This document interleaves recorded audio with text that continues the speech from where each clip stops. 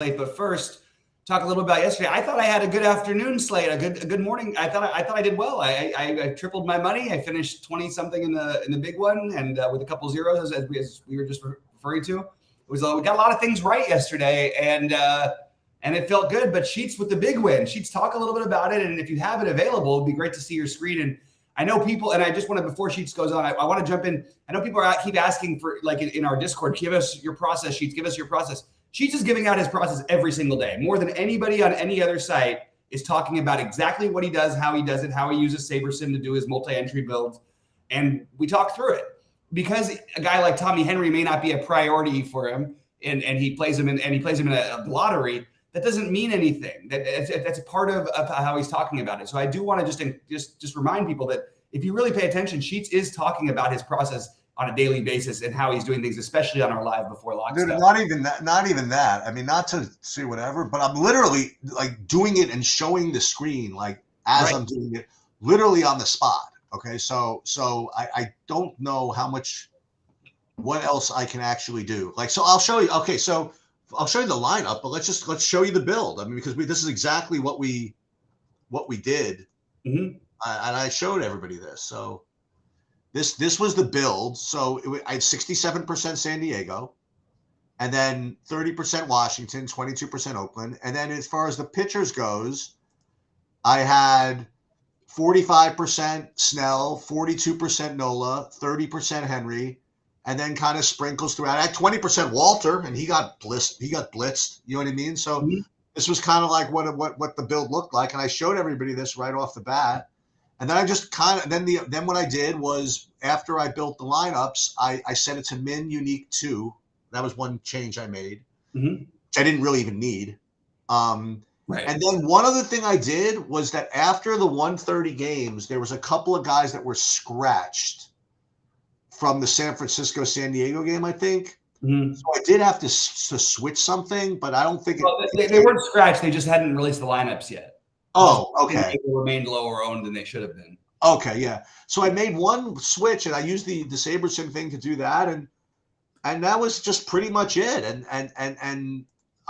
this is what kind of looks like. Here are like the secondary like things. Like this one. Yeah, those things were awesome too. These were like second and third, 8th, 10th. One of these was the 555. Oh, this is the one with the Chavis with the 0. That's right.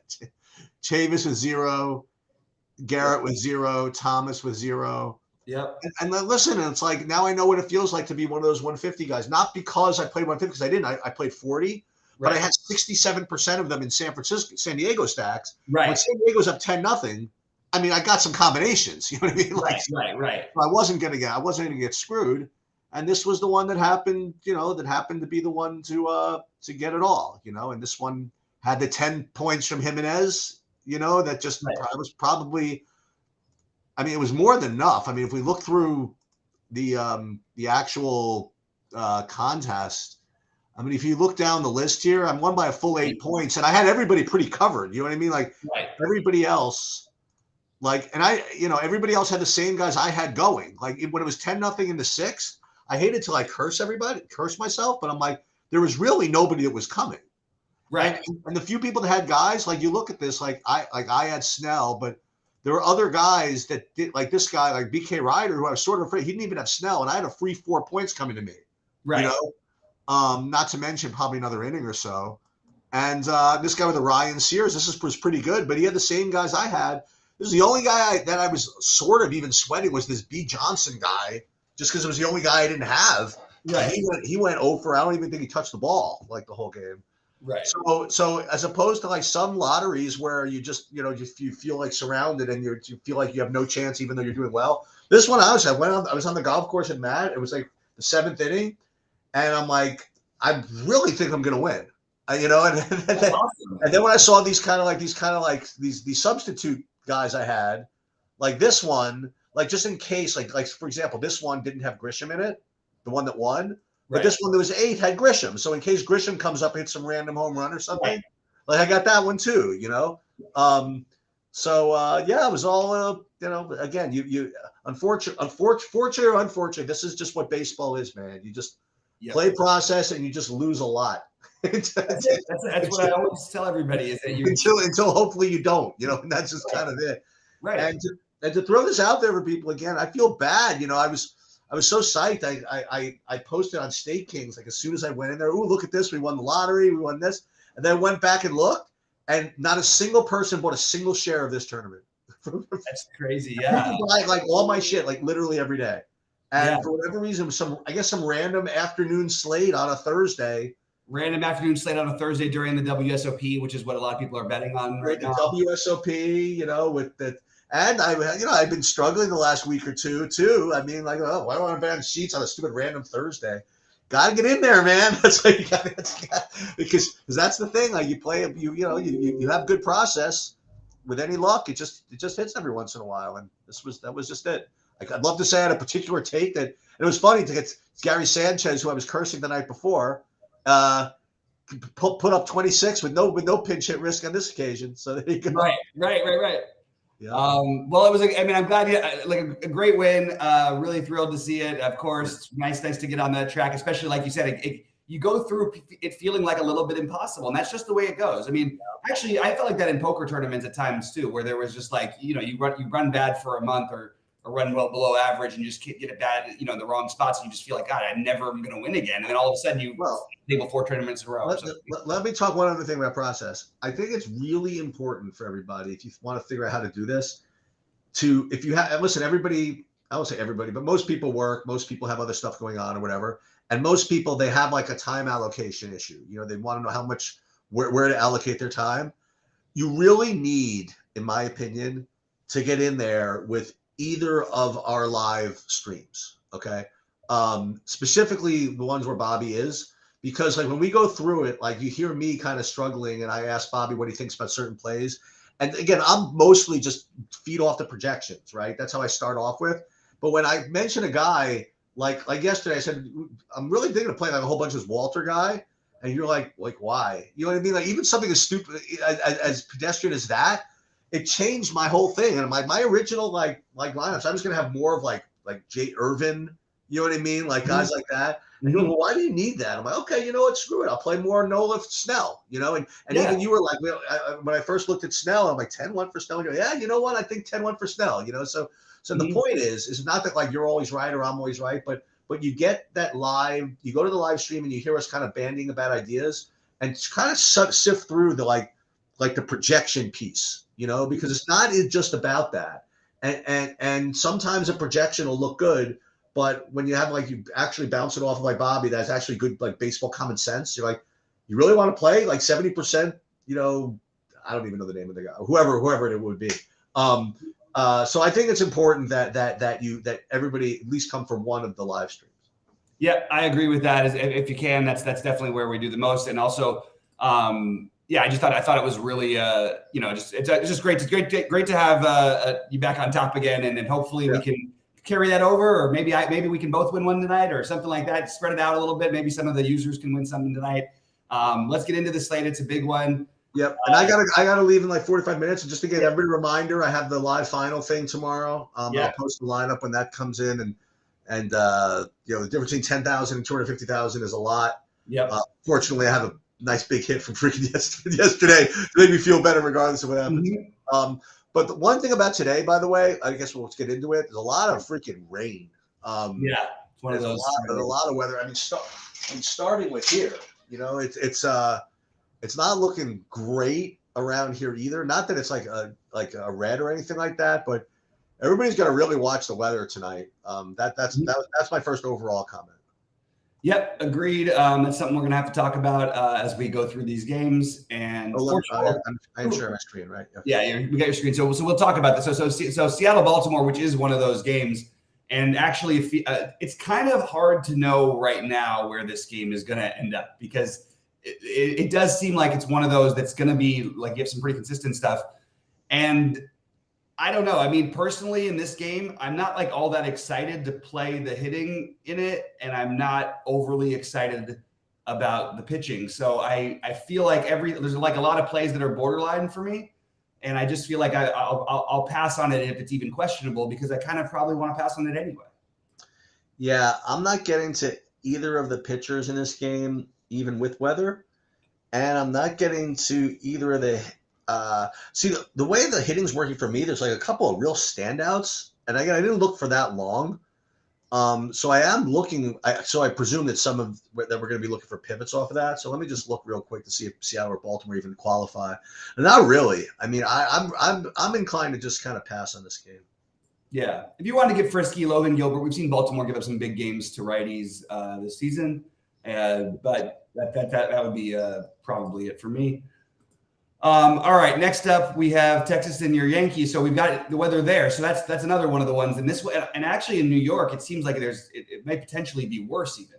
That's what I just said. I mean, I look out here and it's light rain now. I didn't look at the raw thing for today. I just looked real quickly like an hour ago. I didn't see anything in this whole slate was orange red, but there was enough to kind of like require that you go back at 6 and look again. Let's put it that way. Right. It's kind of a good because I'm kind of off of this game anyway, I think. Yeah, I feel fairly similarly. I actually think you could make an argument for the pitchers, but I don't think I would really want to do that. And I think that if you wanted to get, frisky, I think that playing Texas is kind of interesting, but I don't think it's necessary. And again, I kind of like this, that early on, we both don't like the rain games at least too much. You know what I mean? It's a lot more frustrating when that's all your focus, but we do have more to get into it. But yeah, I can pass over that game and not feel too bad like I'm missing out on much. What are your thoughts on the New York and Philly game? I actually have now. Again, I think this is one of the. This might be the worst one, man. Yeah, might be the worst one, which is a little bit annoying because I actually don't mind. I mean, really, either side here as like a low-owned pivot as far as the hitting goes. I would take if I get an all clear as far as weather goes. I mean, there's like two looks like super duper chalk spots as far as hitting goes. So if I could find a good low-owned pivot, I'll take it. So if I get an all clear on Philly or the Mets, on the Philly Met game, I might pick either Philly or the Mets to be my hitters. Oh, interesting. Okay. But you like the pitchers more? No. It's a great hitting environment if it goes. It's 90% humidity. It's 75 degrees out. Winds blowing out to center, 8 miles an hour. I think it is a spot. I don't think these are like in general, like I don't like saying as a guy I would love to stack against on a small slate. Taijuan Walker has been like awesome his last 3 starts. He's given up like literally like a few. Oh my God, look at this. Yeah. And I don't know that like, and the Mets don't have an offense that I feel like confident enough. Well, they haven't proven to be confident. I mean, like for us to be confident in them, even though they should be good, to where I really love stacking them. So I'm actually okay with not really going after this game on every level. I actually think that both pitchers, if the weather wasn't such good weather for hitting, I would have probably considered like at least a deep dive or something on them. Probably not going to do that, but it is worth noting that Taijuan Walker has been really good. There will be the people who play him today are going to be just complete chasing that. And it's not going to be enough of them to where it's going to scare you off. So he's one to consider. I don't know. I think I'd rather find other stuff elsewhere. So we're moving right through it, man. Well, in fairness, by the way, I mean, Walker's last 3 starts were against teams that are easy to do well against, that being Oakland, Detroit, and the Dodgers. The Dodgers, right. Who would have thought we'd be saying that about the Dodgers? Against the Mets in his last start, he did not do that well. It's not like he got lit up or anything, but he just didn't do very well. Former team. It's something where I wouldn't. I guess you could consider the stacking of the Mets, but I just think there's other spots to attack, and again, we have the weather to worry about anyway. So starting with chalk team number 1, which would be Toronto here. So. And that's not even the top chalk, but I have Toronto as well clear second. No, there's another team kind of fighting. So Toronto is one of the teams that I'm interested in today, both from pitching and from hitting. I do like Bassett. I don't have him as my top play, but I have him as really close to number 2. So I do like Bassett, and I do like Toronto. Well, it's the former teams day. It's the day where everybody's facing their former teams. So you have Bassett against the A's here, who I think is totally in play, and is the first pitcher we've talked about that I actually will consider rostering. I also think that it wouldn't bother me, as I always say about this. Like, I just think that in the long run, you're not going to be hurting too much if you get these 2- and 3-man A's stacks Just for the simple fact that if you play Ruiz, if he gets on, you're going to get double-digit points most likely. If you play Laureano, probably a similar deal if he gets on. The problem is he gets on a lot less, but he does have some power, and they're so cheap. I don't think I would I'm not saying to play them. I'm saying that if you wanted to get different with a Toronto stack, maybe go with a game stack and consider a 2 or 3 from Oakland. That's the most I would probably go from Oakland. But I do like the Bassett idea, and I have Toronto right at the top. I do think the ownership is going to sway towards them because especially if some of these games get delayed or people just get nervous about playing them. And the early projections, Goldie's early projections don't have them as owned as I would have thought, but that's partly because of the size of the slate. And honestly, Toronto's affordable. I can definitely get myself. Toronto is probably going to be one of maybe my favorite stack on the slate. As of right now, I would say they're probably next site meeting if we have one. We just had one the other day. What do you need? I really wanted to look into if Goldie has time to do something where we either report internally or to everybody. Like the ownership results. Listen, I don't care about how close the projections are because projections, whatever. But the ownership projections I do care about, and I'd like to know first of all which are closer, him or mine for openers. We're just always trying to improve, and I want to see how close they are in general. So I think he's probably he's good enough with the technology, and maybe we'll have Evan work on it when he has more time. Yeah. And I think it's something worth doing. Yeah, we've talked about it just a little bit on the back burner compared to the development of all the tools, the projections for every sport, which is the part. No, I know. I'm just thinking greedily from a greedy for me. I would like to know so that I could play better. Absolutely. No, I think that's a really good point. All right, so we got the Bassett out of the way. Next who do we like for Toronto? I like Varsho, I guess. I'm just looking at guys that look cheap. Varsho. Spring. Who's else cheap? Belt to be the two guys. Belt. And you get eligibility, so you can actually play Belt in the same lineup as Vlad. And then the good guys, right? But Belt and Varsho would be the two. Cheap. Yeah, Varsho just has really struggled, but I do like him tonight though too. We got Bichetta's day to day. Yep. We got to watch whether Bichette plays or not. It's not going to change my opinion a ton on it. It's a little bit of a knockdown to their stack, but I still am going to love them, and they'll have some more cheapness in there. They'll probably make them more stackable, unfortunately, and more popular. Okay. Because you'll have some cheap guys. All right, let's talk about the Cleveland and Milwaukee game. Bieber. Okay, man. I have been trying to figure this out. What's up with the strikeouts? What's up with the strikeouts? We did have the one really, good game a couple of starts back, but it hasn't hit double digits this year, which he used to just be. And again, as these guys get older and better, they stop with the Strider stuff because it's annoying to pitch 4 or 5 innings, have 11 Ks, and not even qualify for a win. You know what I mean? Right. And that's what we've been seeing from those guys. And for me personally here, I do like Bieber in this matchup. This is a team that I like taking against. It looks like bad hitting conditions, also a little bit of rain risk, so that's something else to keep an eye on. I actually think that the Bieber against Brewers is a pretty good idea, and we've known for years now the Brewers are very attackable. Even when they were hitting, they just have strikeouts in their lineup. They've got a lot of weak spots towards the bottom of their lineup. We'll see how it shakes out today, because they sort of release different lineups every day. But as of right now, I have Bieber as one of the. Bieber and Bassett is an interesting conversation for me. I have them very close right now, which feels weird to say out loud.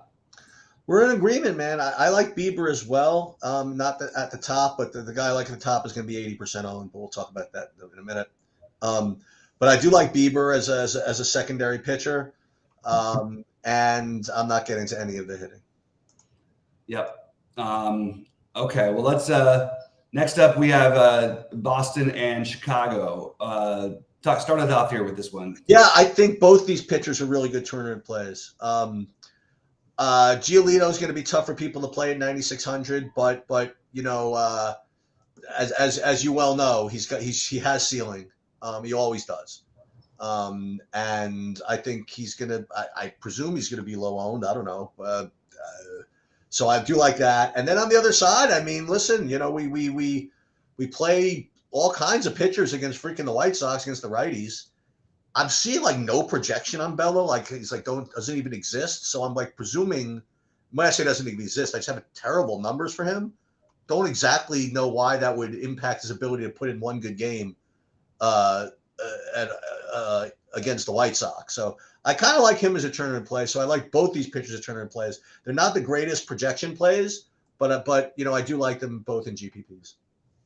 Yeah, again, it's weird. We're kind of totally in lockstep right now. I agree. I think Bello is a little bit of a reach, but because of that, like to get no ownership on him, I think is kind of interesting. Yep. And then Giolito is an interesting pivot off of the other guys we just mentioned, Bassett and Bieber.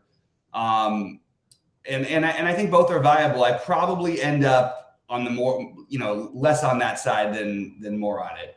If I was going to play hitters in this game, I'd prefer the lefties. 76 degrees in Chicago with only 6 miles an hour wind and blowing in from left, but it is indirectly from left.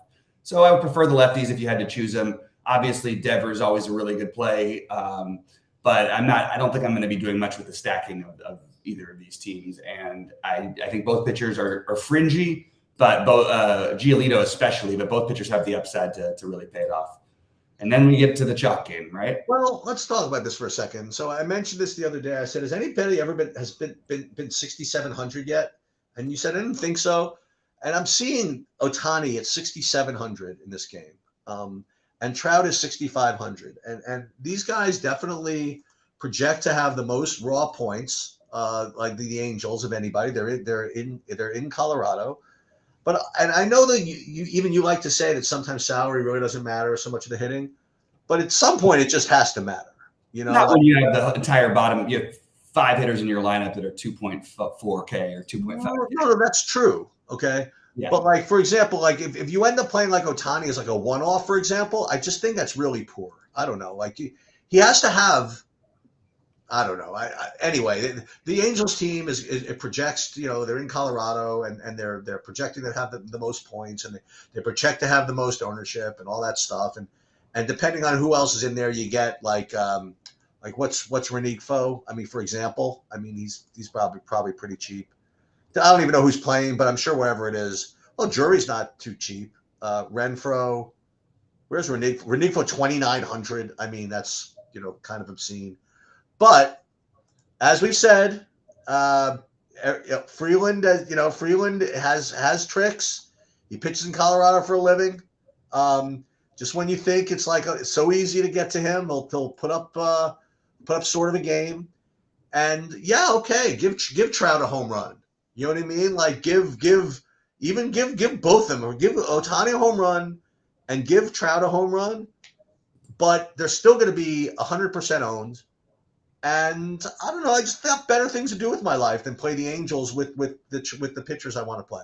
Like the only thing I will play if I play the Angels, that's when I'll play like a Giolito or Giolito, you know what I mean? Like together, something like that. But aside from that, you just can't play. You can't play the Angels like at 100% ownership here. I don't think. Yeah, I couldn't agree with you more, Ken. We are so dead. I know we're totally dead today. I have zero interest in the Angels as of right now. But for somewhat different reasons, I just want to point out about Kyle Freeland this year. I think he's made 6 starts at home. No, more than that. He's made 8 starts, I believe. Maybe 7 or 8 starts at home. He's basically given up 4 home runs in 42 innings. He's actually been a reasonable fantasy point producer. He is much better at home than he is on the road, which is really weird because he pitches in Colorado. I mean, like way, way, way better. And it's been like this in the past at times. 2 home runs in 42 innings, 11 walks in 42 innings, which isn't great, but it's, again, for a Coors game, like this is not like a automatic. I'm going to assume the Angels, who, by the way, I just watched score 0 runs in a series against the Dodgers. But I don't mean that as an exaggeration. I mean literally 0 runs. What is interesting to me is that a guy like Sandoval, who I actually played, I think that this is the type of time where maybe you could stack Colorado against him. He throws a lot of breaking stuff, and it's just not going to work as well. The problem is you have 2 lefties, and what we didn't talk about is that it's great hitting weather and that it's 82 degrees. What's not great is 12-mile-an-hour winds coming in from left field, which sort of negates almost the edge you're getting in terms of home runs, because you want the home runs against these lefties. So it's going to make it a little bit harder to hit a home run. That's basically all that it is. Can you get there anyway? Do you need more than 2 home runs? But, you can make a lot of cases about all that stuff. All this to say that if I wanted to play bats in this game, I would want to play lefties, but there aren't going to be hardly any lefties in this game. So I think it's a cross-off, except for that I think Colorado, if the wind changes at all or does anything, Colorado as a low-owned stack I think is very appealing to me. So I'll just throw that out there. The guy, by the way, as we get to this next game, that was scratched. I had to redo the lineups was Bogarts actually, for San Diego. That's why I had to redo my lineups for yesterday because Bogarts was out. Yeah. Okay. So Washington's at San Diego in the next game. So you have Corbin against San Diego, and let's talk a little recency bias. Okay. So I just made a fortune with San Diego. So what would the exact same lineup look like today? Like just for funsies. Okay. If you played, well, you don't get to. There's no Bogarts was not in. So let's cross him off for a minute. So let's put the exact same lineup in of Sanchez, Cruz, Machado, Tatis, and I played Kim yesterday, right? What position does he play? He's second base. So if you play him, and you know what else I played yesterday? I played the San Diego pitcher. That would be Snell. So let's at chalk. So how about we do the same thing? How about we play Musgrove, who's going to be 1,000,000% owned, I think, and the same 5 guys from San Diego, and see what that does. Now, it's certainly going to be, I think, higher owned because people like to go after Corbin, but it looks good to me. Now, again, I know Corbin has actually been pretty tough to get to, if you want to know the truth. He hasn't really been giving up. He's giving up 4 runs, 2 every runs, 4 runs, 2 runs, 3 runs, 3 runs, 6, whatever. He's got 6 runs there, but I don't know. This looks good to me. And now with Bogarts back in the lineup, okay, let's do a 6-man stack. We'll put Bogarts in too, just for the hell of it. And obviously you can't do that, but I can't imagine this not being. I think Toronto and San Diego are the 2 total natural pivots off of the Angels. So I don't think this is going to be particularly earth-shattering to play all these guys. But all I'll say is Nelson Cruz is 2,400, righty lefty against Corbin. I'll probably end up taking my chances. So that's where I am now. Again, like you said, Washington doesn't strike out too much, so don't be shocked if you play Musgrove and he ends up with 16, 17 fantasy points and get the win, whatever. But it looks pretty good. Yeah, the problem with the Musgrove thing is just the lack of strikeouts, as you mentioned. Like they just don't strike out, and they get a lot of hits. They get a lot of hits, and there are a lot of singles. I do like Musgrove as an option. I think that if I had to take a pick, I would play Bassett or Bieber over him. But it's it's in my head hard for me to get over. I'm trying to get my head around this Bieber strikeout thing because I just don't believe it's going to go on forever. All right. Anyway, but so here's my issue with this. This is a huge, this is actually a downgrade playing in San Diego than it was playing in San Francisco yesterday because 64 degrees and you have, 10-mile-an-hour winds blowing directly in from left when you're facing a lefty, which means your guys are going to be righties. Yep. It doesn't mean you can't get there. It just means that it's a little bit harder. Absolutely. So I have San Diego. I'd be more interested in some sort of a mini situation or something. I don't think they're going to be crazy. They'll have some ownership. I think, like you said, sort of similar-ish to Toronto. I think I'd prefer Toronto. I think so. I think that they're definitely a legitimate pivot. And I don't know. Personally, I'll probably do something else just because I don't like. Look, you're trying to play for max upside on the big slates, and in order to do that, you need a couple home runs. You see, 2 balls get caught at the warning track when there's 2 runners on base, and you go from having a monster slate and running away for something. It really makes a big difference. That extra 10 feet. And you do have to compete with the Angels. I mean, the Angels are going to, it's not like the other teams are going to put no run. Broncos shoots us to go. The next game. I'll the Dodgers here. Are you back? You're in? I'm back. I'll go real quickly with the Dodgers. So I actually think that Sheehan, I know a little bit about him, but I probably want to dig a little bit more before I talk too detailed about him. He's definitely an option, without a doubt. but I need to dig a little further before I make that clear. Now, okay, the Dodgers side of it, this is going to be interesting because I like JP France, and I think he's been like really good, like very, very, very solid.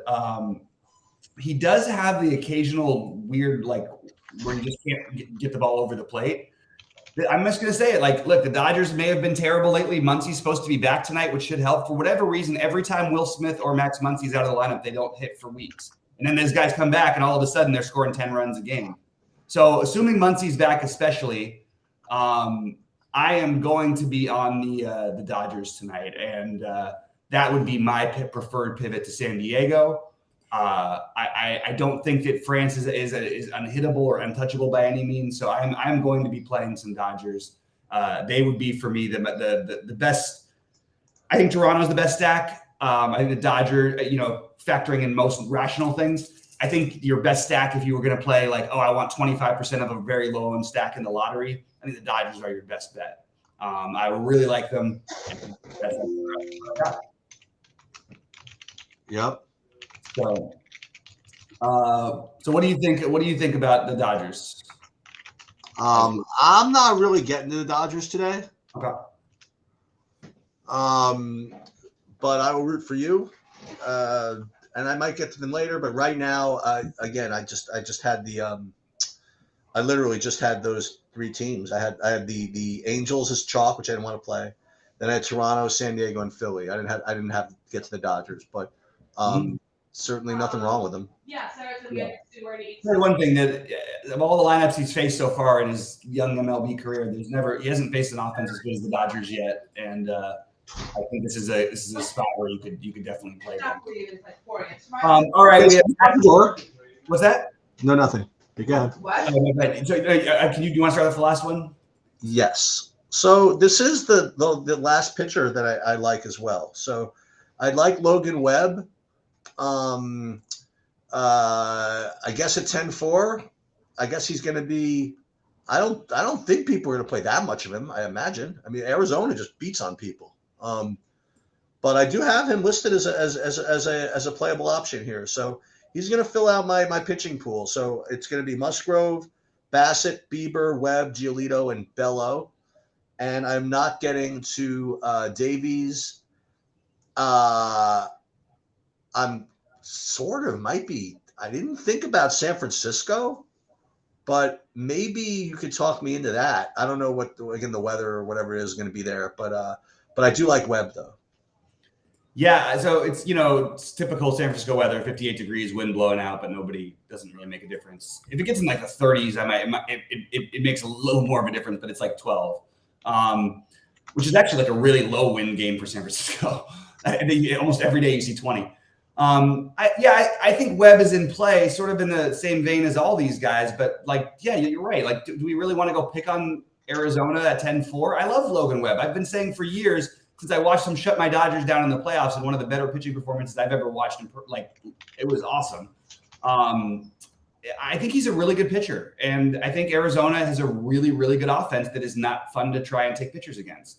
10-4 is a high price. There's a lot of other options on the slate, so he's another guy for me. I am totally on board with the San Francisco stack here. I think this is actually like a really interesting spot to look. Again, you're going to get a late lineup out on us. You're going to get literally 2% ownership on this stack, especially if they release like an hour and a half before the game like they did yesterday. I'm into it. The problem is, who do we want to play? Like Lamont Wade and Yastrzemski are both questionable. Okay, we want to play Jock Peterson probably, but always a pinch hit risk. With the Arizona guys, they'll bring in the lefty. Then there's always the weird thing that the other team want to bring in the lefty to face all these guys who are lefty specialists, or do they want to just face the lefties that are already in the lineup? They usually bring in the lefty. That's the only reason I wouldn't have this stack higher. And so, to sum it up for me, it's my teams are the Toronto, Colorado, and the Dodgers, and San Diego and San Francisco as my fringe teams. And I don't have a pitcher that I feel really confident in. I have a bunch that I feel pretty good about: Bassett, Bieber, Musgrove, Webb, and I'm missing somebody. And then the fringy ones are the Giolito, Bello. but there's certainly, like with pitching, there's certainly some room to take some different shots, because I don't think that anybody is that sure of a thing tonight. And even like Musgrove, who's going to be the most popular, like I think that's also like you have the lowest pitchers facing the lowest strikeout team in baseball. It's kind of against that handedness. It's kind of tricky. Like it probably means you should be looking at other places. And Shane Bieber, maybe a Bieber Bassett is where I end up for my main build. So that's sort of if I get settled in time. Again, I'm going out east today. Maybe I'll pipe in live from out east. If not, I won't be able to, obviously. But I'm planning on not being available tonight. Yeah. Yeah. But just like, for example, like, so this is what I would do. Like, let's just say I was building today. So today it's interesting. So this is one thing you could do.